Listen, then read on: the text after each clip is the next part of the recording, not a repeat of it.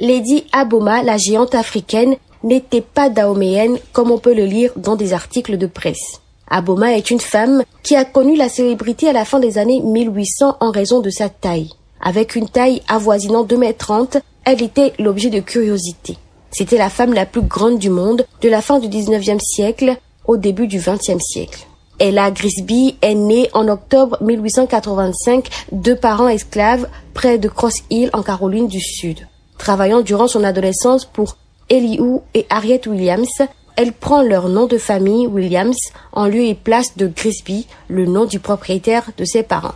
En 1896, elle se laisse convaincre par un certain Frank Bostock qui lui propose d'exploiter sa grande taille pour l'emmener en tournée à travers le monde. Elle accepte malgré ses appréhensions et ses réticences. C'est alors qu'elle prend le nom Aboma. En effet, pour rendre son histoire intéressante, ses directeurs de spectacle lui ont inventé des origines dahoméennes.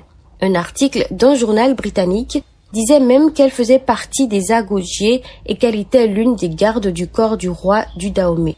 Mais ce n'est pas le seul mensonge véhiculé par ses directeurs de spectacle.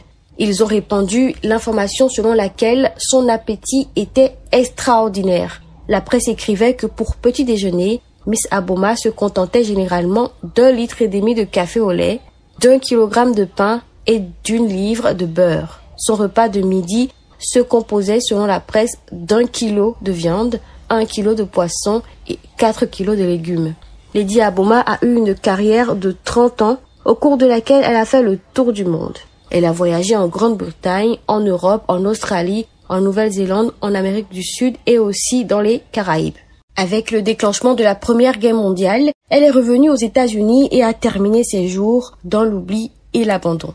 Elle est morte le 4 mars 1925.